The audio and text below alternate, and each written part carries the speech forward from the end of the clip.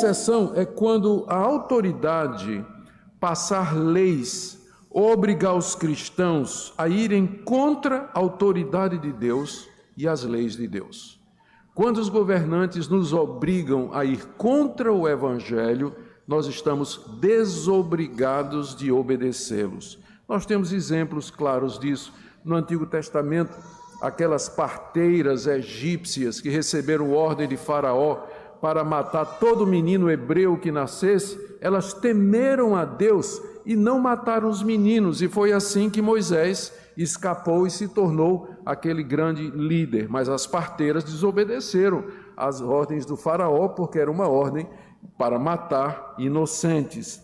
Os apóstolos, diante do Sinédrio, quando questionados por que estavam falando a respeito de Cristo, quando haviam sido proibidos, eles responderam que importa antes obedecer a Deus do que obedecer os homens. As autoridades judaicas queriam proibir os apóstolos de pregar o Evangelho. Eles não se submeteriam àquilo ali e foram presos, foram chicoteados por conta disso, mas eles não se calaram. Uma vez que foram livres, voltaram e foram para o templo pregar o Evangelho, mas eles não se calariam porque aquela lei, aquela ordem, era uma ordem que os colocava contra a ordem de Cristo: ide por todo o mundo, pregai o Evangelho a toda criatura.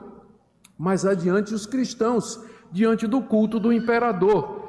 Os cristãos eram trazidos diante das autoridades e era dito para eles: se você queimar incenso em homenagem a César, você vai estar livre.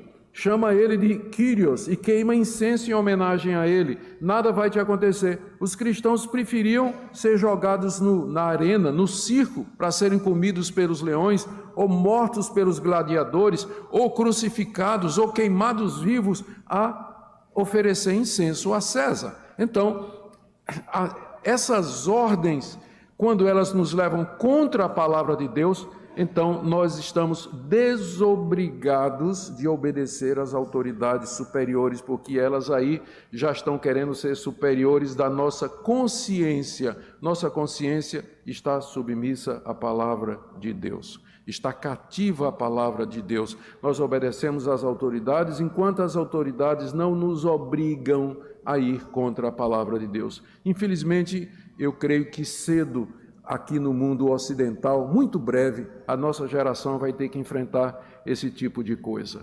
Por isso, estejamos prontos, irmãos, porque pode ser que sejamos chamados a essa posição difícil. Nós temos tido um privilégio no mundo ocidental durante séculos, por conta da influência do cristianismo, de gozar os direitos civis fundamentais, liberdades fundamentais, de expressão, de consciência, de religião, de ir e de vir. Isso é um privilégio que outros países do mundo não têm, e onde nossos irmãos estão sendo perseguidos, estão sendo massacrados, torturados, presos, e nós aqui gozamos de todos esses privilégios, que é fruto da influência do cristianismo na civilização moderna ocidental. Mas rapidamente o cristianismo está sendo expulso da esfera pública. A gente quase que não pode mais argumentar questões como aborto, vida, casamento, em termos daquilo que nós cremos, porque vão dizer sempre: o Estado é laico,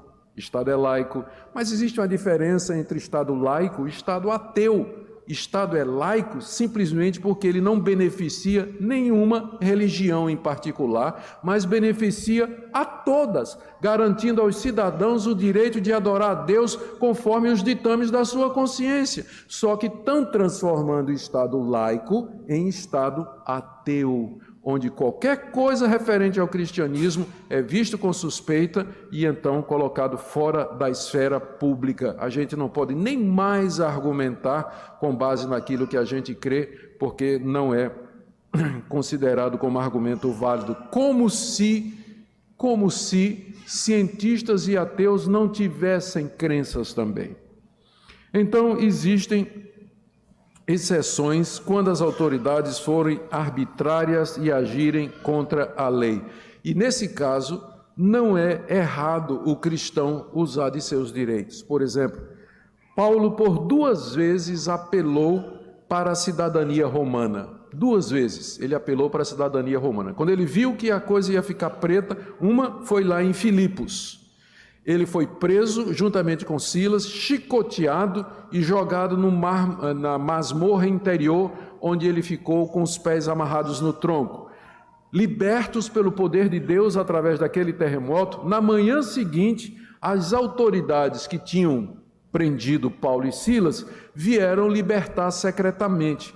E Paulo disse: não, nós somos cidadãos romanos, vocês nos chicotearam, vocês nos prenderam, nos maltrataram e agora querem assim de mansinho mandar que a gente vá embora? Não, publicamente venham nos libertar e pedir desculpas.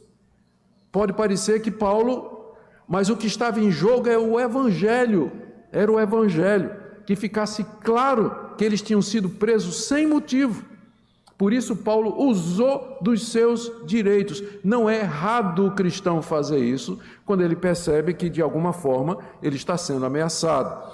Segunda vez foi quando Paulo foi preso em Roma. E aí prenderam Paulo e os judeus já iam chicoteá-lo e ele perguntou ao centurião: é lícito chicotear um cidadão romano sem que ele seja julgado?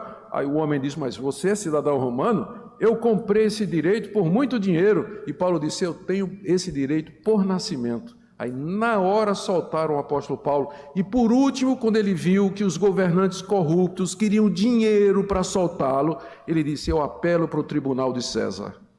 E foi quando ele como cidadão romano, podia apelar para ser julgado pelo imperador. E é quando ele faz aquela viagem para Roma, fica dois anos presos lá, e depois ele é solto até ser preso uma segunda vez, quando então ele morre na Via Ápia. Mas os cristãos podem fazer isso. Quando a autoridade se vira contra a igreja e a persegue de maneira implacável, querendo exterminar os cristãos, nós podemos, olha o que a gente pode fazer, nós podemos orar para que Deus remova a autoridade.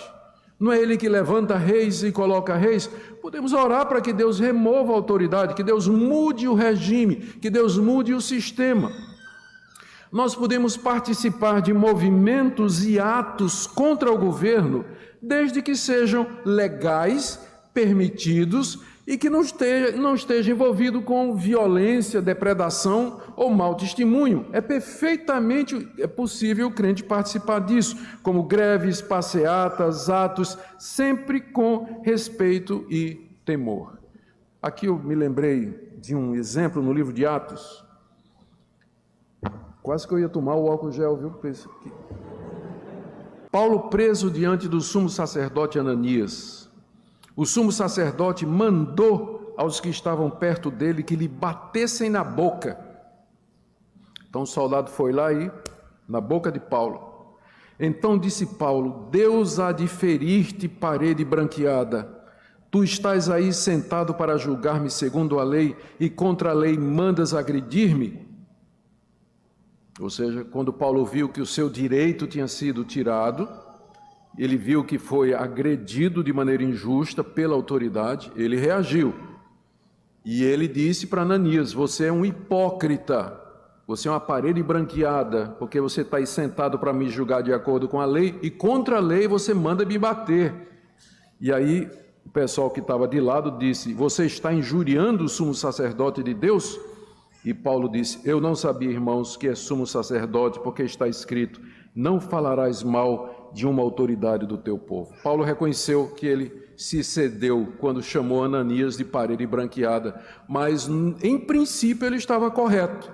Ele estava sendo ali esbofeteado de maneira injusta contra a lei e ele apelou para a lei e ele protestou. Então o protesto, ele é legal, o protesto é legal, desde que seja com respeito, como o apóstolo Paulo aqui ele reconhece. Então, participar de passeata, de greve, de manifestação, usar a internet para expressar sua opinião de maneira respeitosa, de maneira clara, apesar de que se você fizer isso hoje vai dar briga na internet, pode ter certeza disso, está tudo polarizado, tem que saber como fazer. Então, só por exemplo, vocês terem uma ideia, hoje de manhã, bem cedinho, eu feliz da vida que vinha cultuar, reverendo, aí botei no meu Twitter, domingo, dia do Senhor, vamos louvar a Deus, cantar, ouvir a palavra de Deus, e já apareceu gente dizendo, e vamos nos preparar para terça-feira, fazer a passeata, e não sei o quê, eu já fui deletando, né? Esses e adventistas lá dizendo, oi, mas não é sábado, o dia do Senhor, eu já fui deletando tudo de bloco hoje de manhã, foi meu café da manhã, foi esse hoje, né? É um campo minado realmente a internet hoje, você tem que usar com muito jeito. Bom, vamos para a segunda parte, queridos.